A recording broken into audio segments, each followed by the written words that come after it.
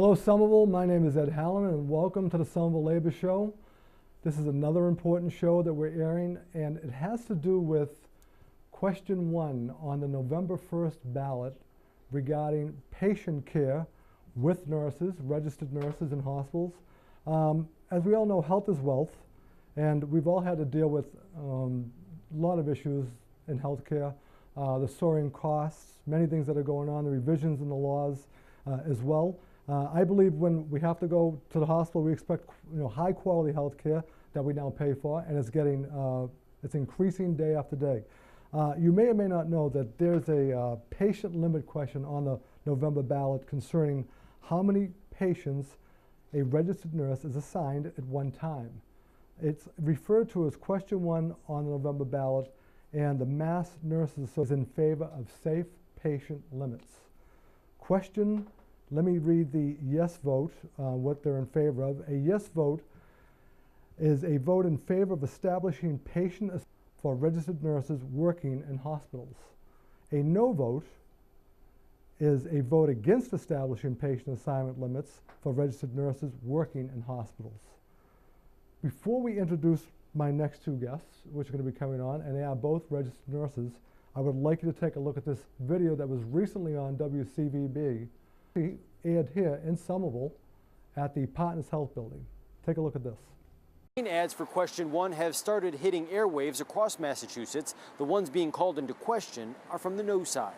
Union leaders from the Massachusetts Nurses Association parked their Yes on One bus outside the headquarters of Partners Healthcare in Somerville, where they insisted hospital companies like this are the real opponents of question 1. Hospital executives are spending millions of dollars to run a campaign solely designed to confuse voters. The nurses union says the nurses featured in the No on One campaign ads I feel like I'm the patient's quarterback. are actually hospital supervisors, who the union says likely haven't directly treated patients in years. I have family members that looked at it and said, wow, your commercials were really good. I said, they're not our commercials. Supported by the nurses union, question 1 would set minimum staffing levels that, for example, require a nurse to be responsible for no more than 3 intermediate care patients, no more than 2 post-operative patients, and no more than 1 patient in active labor. I think it's our job to educate why voters should vote no on this. Deb Cronin-Waldy serves as a spokesperson for No on One. She is a registered nurse,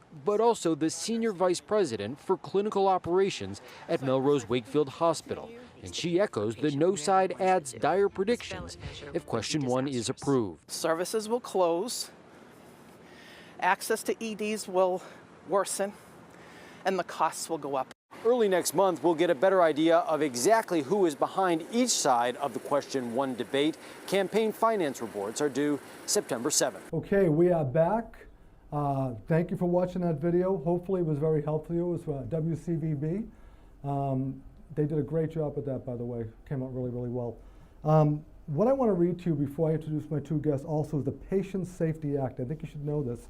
Today in Massachusetts hospitals, there is no law and no limit to guide the number of patients that can be assigned to a nurse at one time aside from the ICU. The Patient Safety Act will dramatically improve patient safety in Massachusetts hospitals by setting a safe maximum limit on the number of patients assigned to a nurse at one time while providing flexibility to adjust nurses' patient assignments based on specific patient needs. So I think that's important. I think that says it all. I want to introduce my two guests who graciously came here. It was like a last minute kind of a thing, and I'm really happy to have them. We have Susan Wright Thomas, who is a longtime maternity nurse at the Cambridge Hospital. I also have Katie Murphy, another longtime nurse who works in the intensive care unit at Brigham and Women's Hospital and the community hospital as well. Well, welcome both of you for being here. I really appreciate it. Thanks, Ed. You know what happened was believe it or not, this is how this whole thing came about. I was at a muscular dystrophy event with the firefighters. I saw some of these nurses say one. I've seen these all over the place now for question 1. And I said to myself, I have to find out what this is because this sounds like it's something very, very important that touches all of us, especially when it comes to healthcare. Finally, I had the opportunity to speak to a few people, and here you are today, and I'm glad you're here. I want to ask you a question. How did this start, and how long is this? I have to call it. It's an argument basically. What is going on here with this Patient Safety Act? Can you tell me, Katie, how long it's been going on for now? About? Well, we've been introducing legislation on Beacon Hill for 20 years. At least. 20 years. We have introduced it every single solitary session, and at different times it's passed the House or maybe the Senate, but has never come to a floor vote. So at the end of the session, it dies. So we have kept introducing it, and it is just what the name of it says, the Patient Safety Act. Okay, and let me ask you another question. So what makes this year so different than last year or the last 14 years? Because the people are going to decide this. We've left it up to the legislature. We've tried to work with the legislature and have not been able to accomplish our goal, which is safety for our patients. Right. And we've decided that we're going to bring it to the people, and the people will mandate that they need their safety. So I guess my question really is how did finally our legislators say, hey, let's put it on the ballot? Enough is enough. Is there any insight on that, how that all came about? So actually because the legislators didn't act on it, Oh, okay. we to get a question on the ballot in Massachusetts really is a very, very high bar.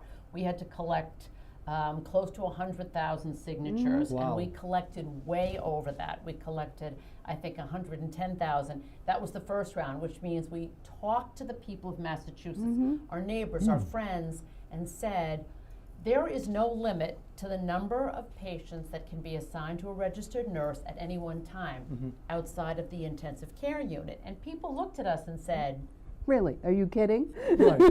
Really? Well, I know one thing. I Yes. know if I'm in the hospital, and I've been in the hospital several times, it's long waits sometimes. It takes a long time for people to see you. And it's very difficult, and we're sitting there saying, wow, what's going on? And what's happening here? And the hospital is very, very busy, especially the emergency room on the 4th of July, where I ended up. But anyway. right? Yeah. So, okay, so that kind of gives me a good idea. So the patients are being put at risk here. Absolutely. Absolutely. Absolutely.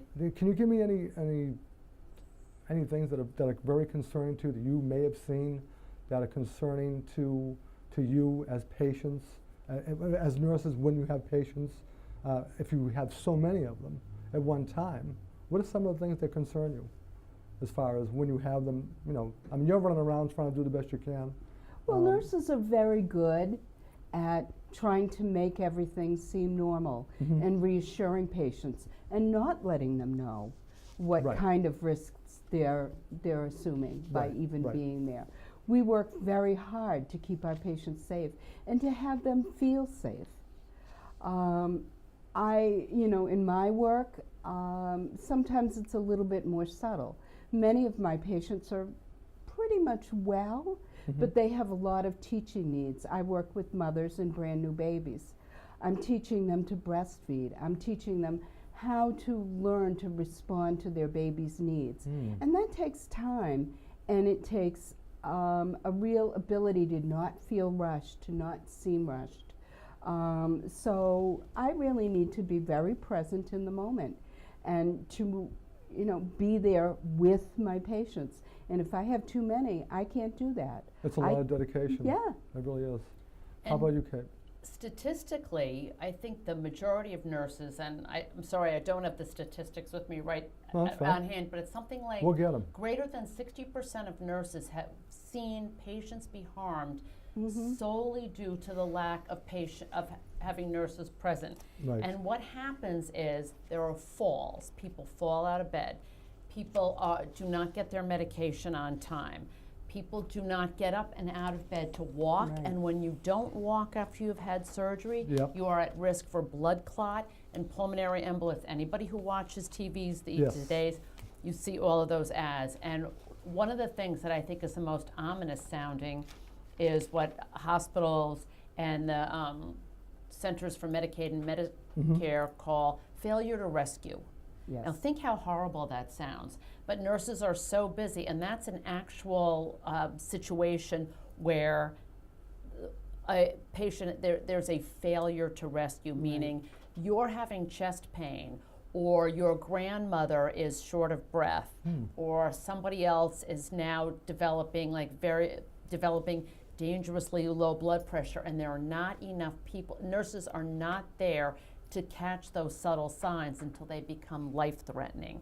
So the vast majority of nurses in Massachusetts have seen that. So that situation exists right now. So do you feel put at risk at all yourself? I mean, you may not be legally or whatever, but do you feel like that is happening at times? Sometimes, but mostly I feel my patients are at risk. Right. Right. You know, yeah, nurses have more injuries than firefighters or police officers. And yes, we are at risk when we're rushing and hurrying, but it's really the patients. It's really the patients that we're concerned about, and that's really why we're here. And I think we do. Now, I work in the intensive care unit, and so in 2014, we did pass a law that limits patients in the intensive care unit In the to ICU, one I did read or that. two nurses, Yes. 2 patients per nurse. But oftentimes that 2 can be too many. But we have a law upon which to stand and say, I cannot take another patient. My patient is unsafe. The nurse is on the med-surg unit in pediatrics, in the emergency room, in maternal child health. That does not exist. So what's So the happening here? supervisor says, you'll be getting another patient. You'll be getting it, and then after that, you're getting another patient. Okay. So what's happening here is basically that you're standing up for not only yourself but the patients. Absolutely. To take care of them, to correct this. So I'm going to read you some arguments here. Okay. Okay, because we have to have an argument. Okay. Because if we didn't, then we wouldn't have a question.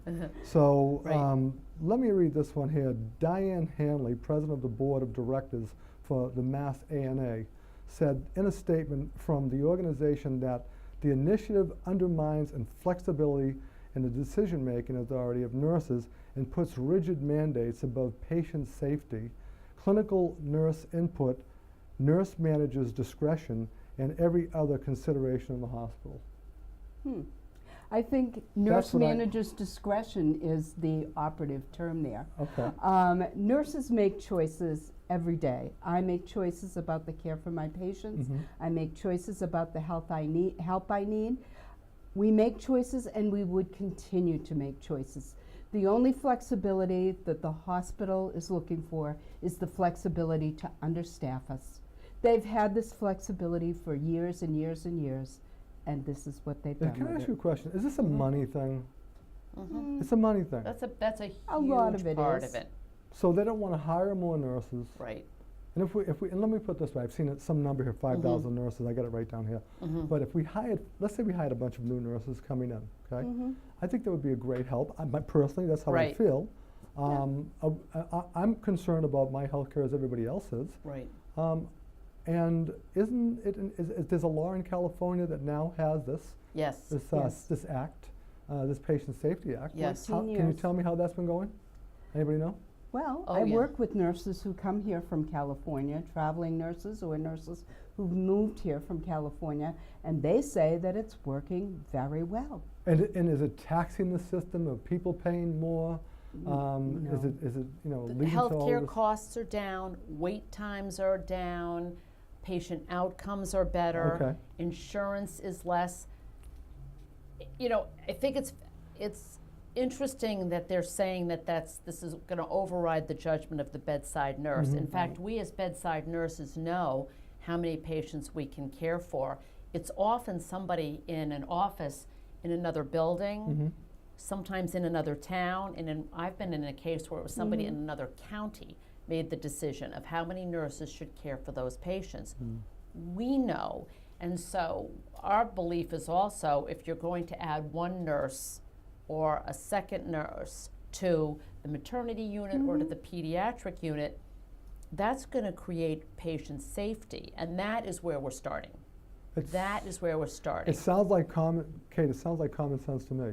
The numbers, I've seen a chart, which I can show later on how they want to break it down. Right. And The limits. You're right, exactly. And Right. it seems to make sense to me, but I Right. haven't really done a hard study on it because, what do I know here? I'm just we're trying to figure out where we're at. Right. You know, Right. I'm going to give you another one here. This is from I hope I pronounce this name. It's going to be difficult. Amanda Stefransik Burley. She's the CEO of the Organization of Nurse Leaders. Stated, "Make no mistake, this proposal threatens the high quality of care we provide patients. It will force many hospitals to reduce critical services and will dramatically increase emergency room wait time. The measure will prevent nurses and doctors from being able to use their best judgment in times of crisis." So what I'm trying to overcome an obstacle here.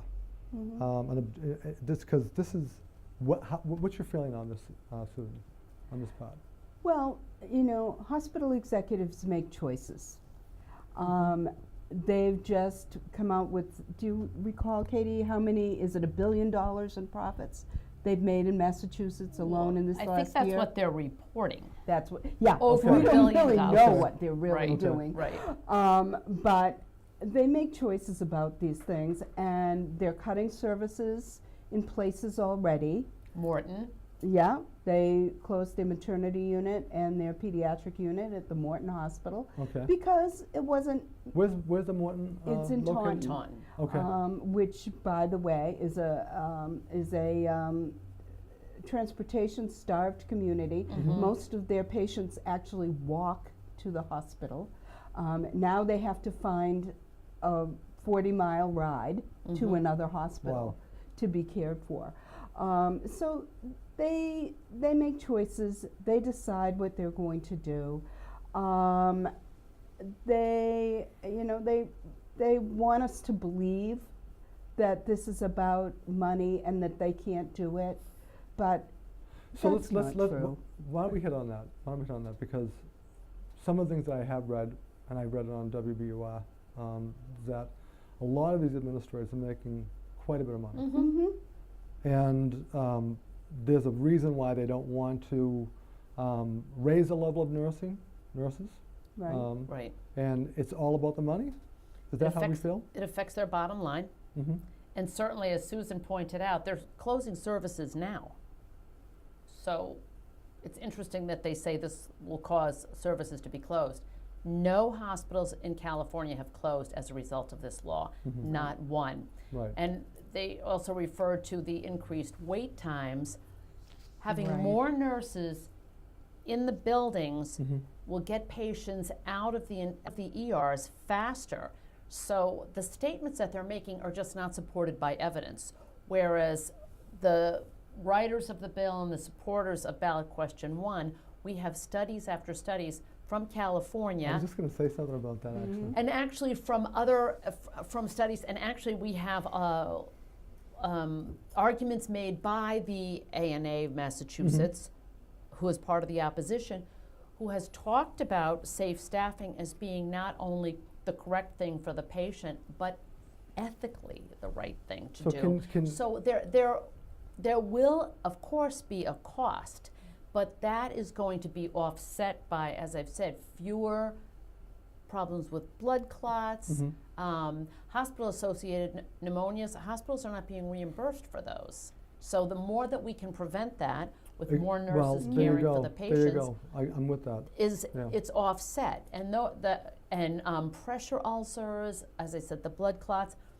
If your patient at your hospital develops that, you're just not going to be reimbursed for it. So that is going to help offset the increase in salaries. So how about this? Both of you can answer this question. All right. This study, because I'm all about studies. We've done them. We've done wage studies for our members, comparative wage studies with communities. We've done that. Do you know what the study was called and who conducted it and how it was done? Anything like that that you can tell me? Which one? The wage. There was a study that was done that you've referred to just about some of the statistics that you raised.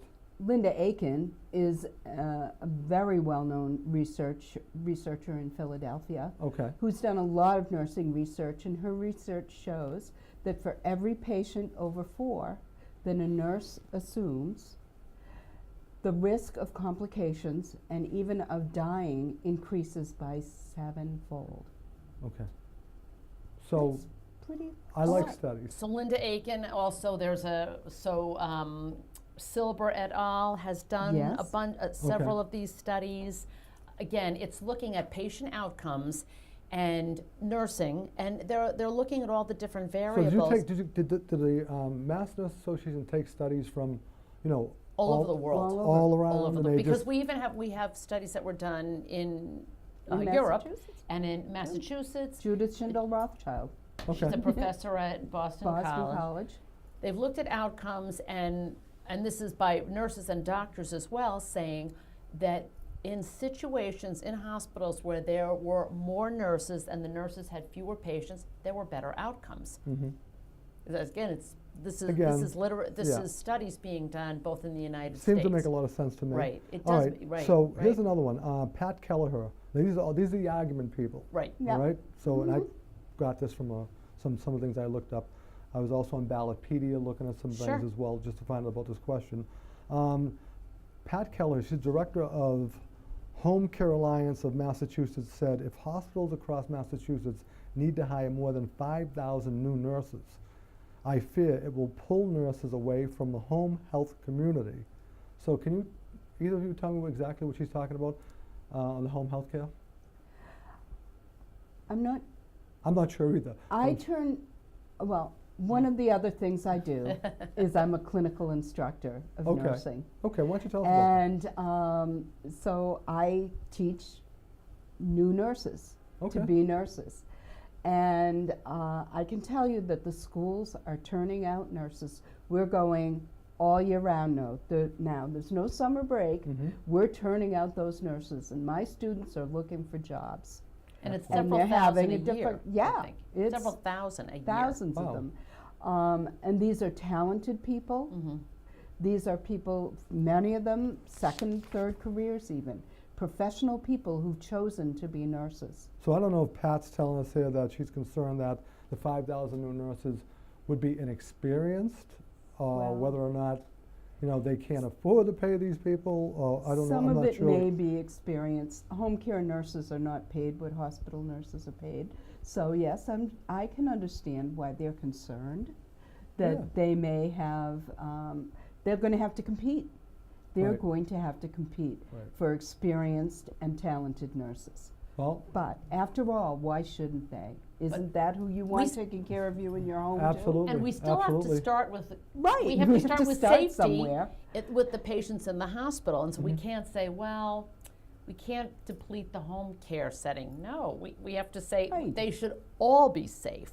And so our patients in the hospital need to be safe. And actually, once we get this done, we're coming after them. We want our patients safe at In home long, too. There you right, go. in long Bravo, good care, for in you. rehab, yeah, where the numbers are astounding, where there are no limits to. That's where I think the numbers are so important when it comes in, because you know, the old cliche that numbers never lie, Right. and math will Right. not lie in the end.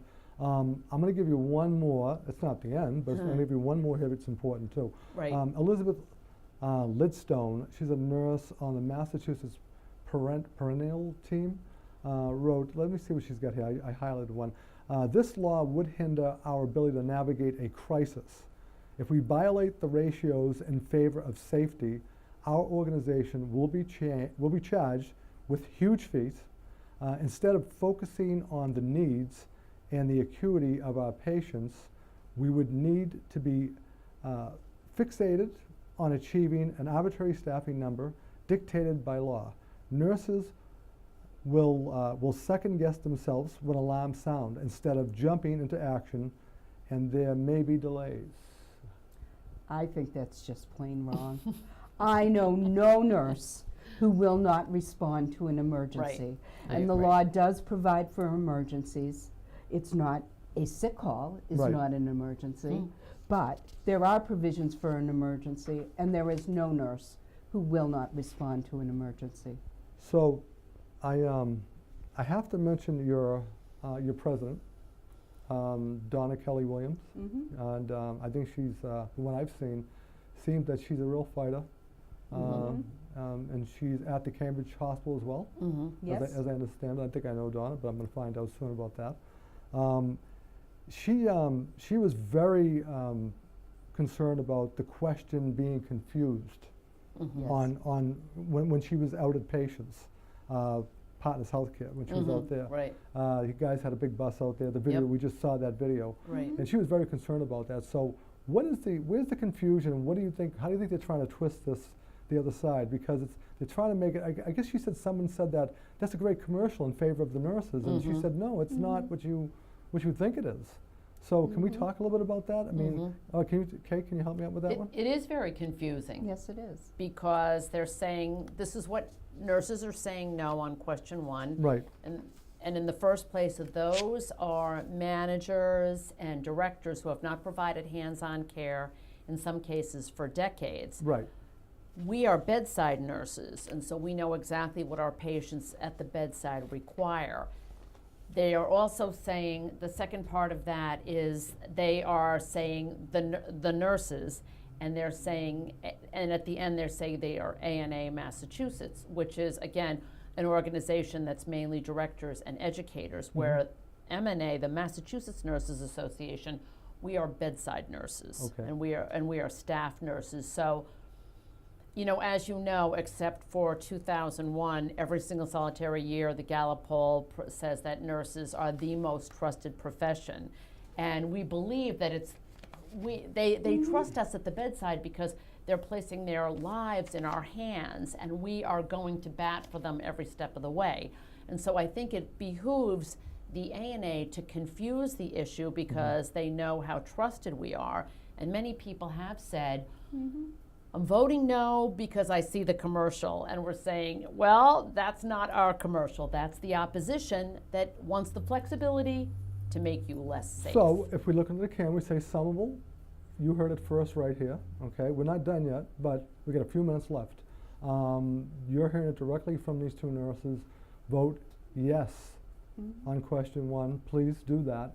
It's very important, especially for the staffing levels, because we really need that in the hospitals.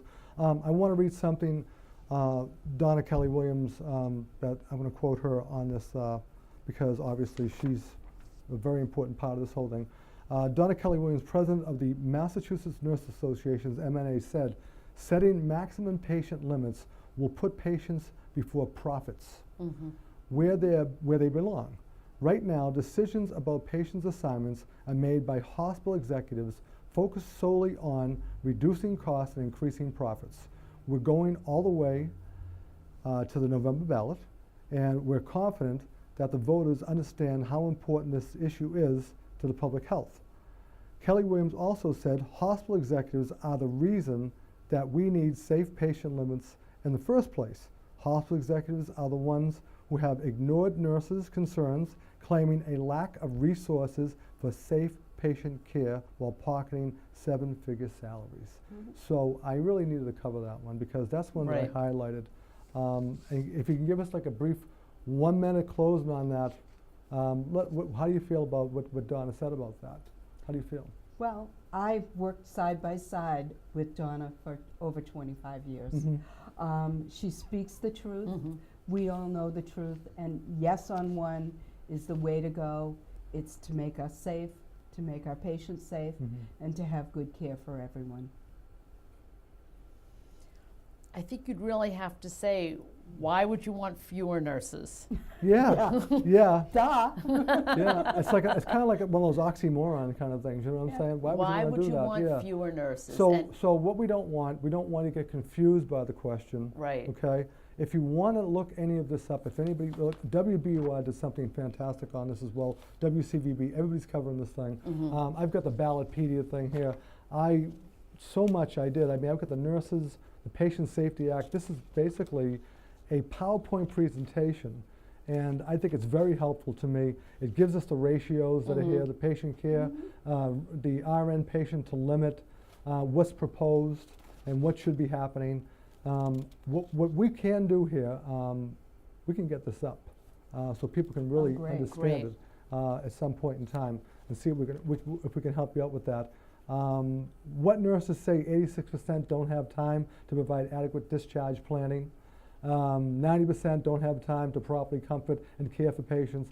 77% say they are assigned to too many patients to care for at one time.